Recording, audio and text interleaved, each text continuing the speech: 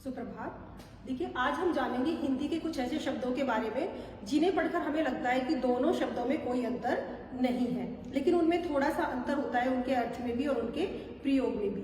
तो ऐसे ही आज हमारे दो शब्द हैं, आरंभ और प्रारंभ। तो देखिए, जानते हैं इनके बारे में कि इन दोनों का प्रयोग हम किस तरह से करते हैं और उनके दोनों के अर्थ में क्या अंतर, कितना अंतर होता है।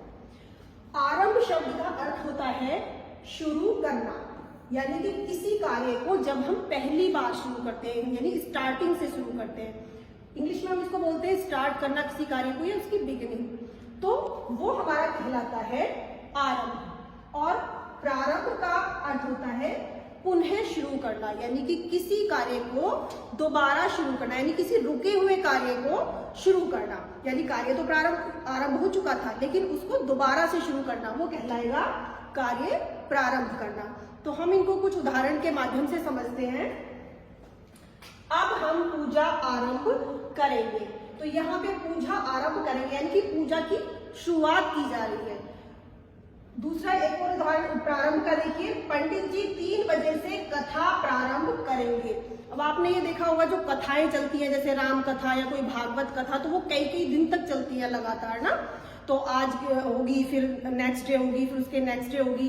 तो वो हमारा क्या कहलाएगा वहां पर, प्रारंभ। यानी कि पंडित जी आज 3 बजे से कथा प्रारंभ करेंगे, यानी उसकी कथा की दोबारा से वो शुरुआत करेंगे।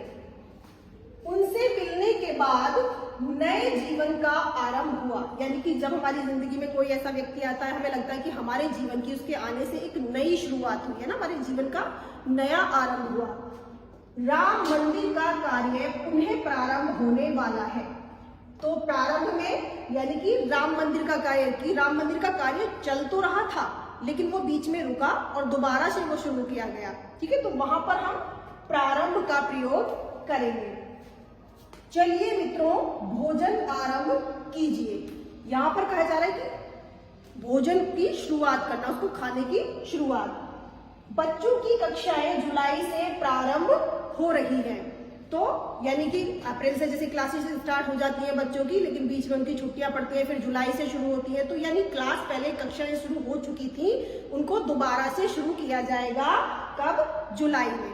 तो इस प्रकार हमारा ये अंतर होता है आरंभ और प्रारंभ में।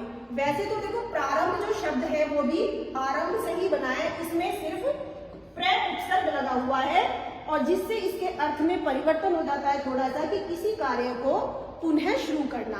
एक चीज मैं और आपको बता दूं, कई जगह आपने देखा होगा आरंभ हमें इस प्रकार भी लिखा हुआ मिलता है। ठीक, इसी प्रकार प्रारंभ भी, यानी कि यहाँ पर हमने आधा मैं लगाया हुआ है इसमें, और यहाँ पर हमने इसमें अनुसार लगाया हुआ है।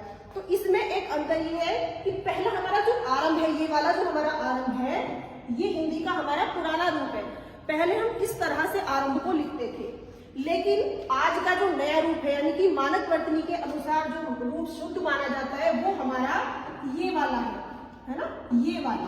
ठीक है, तो आज हम जानेंगे इन 2 शब्दों के बारे में, और अगली वीडियो में हम जानेंगे ऐसे ही कुछ और शब्दों के बारे में। धन्यवाद।